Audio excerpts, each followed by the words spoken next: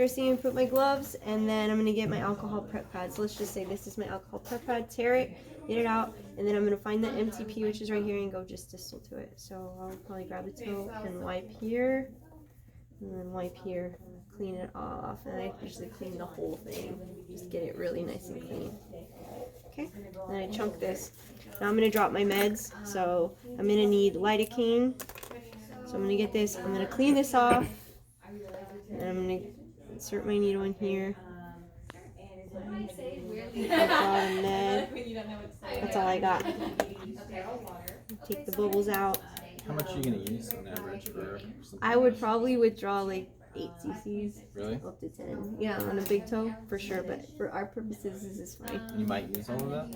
Oh. And you always want to have more than... Yes. Oh. Because a lot of kids not going to be in the room with you. So I got this. It's prepped.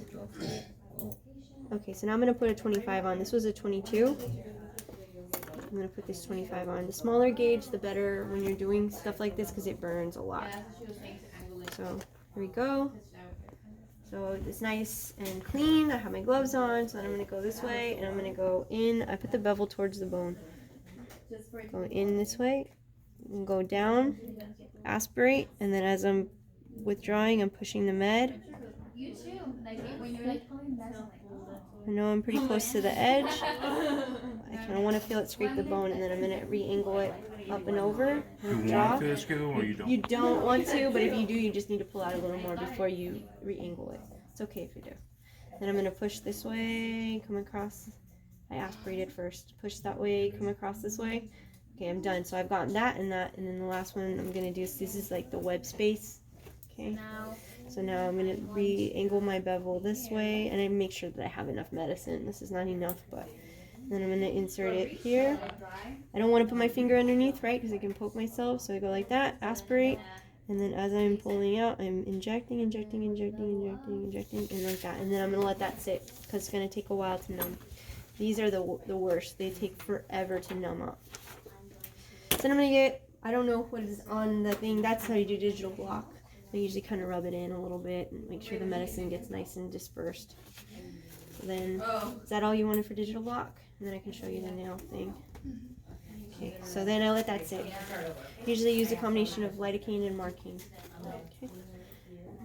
Now if I'm going to do my digital block, I'll put my tourniquet on. I'll clean it really, really good with betadine. I mean, like literally just paint the whole thing brown with betadine.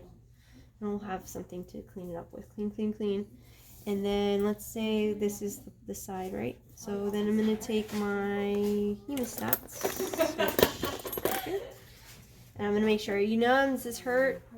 If you push the nail really good like that, they'll tell you if it hurts, right? So I'll push. Okay, I already did all that before, right? You should probably, if you're doing these two together, you're going to introduce yourself and do all that before you get a digital block, because the digital block goes right here. So that's where you insert that. Okay. So I come in, do you feel pain? You need to ask them. Feel pain? No, feels good. Alright, so then you're going to introduce this hemostats. You're going to get under it and you're going to separate the nail. Separating it. And you want to make sure you go all the way to the underneath the cuticle. Okay. Okay. So then I'd like to come in and clamp because this is the part I'm going to take off.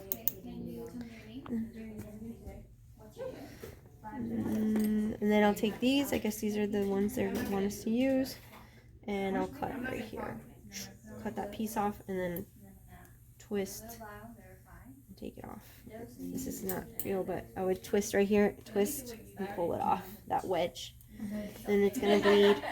So I'm going to take some gauze and probably put it, kind of like grab the gauze like this and kind of just stick it in there and like hold some pressure.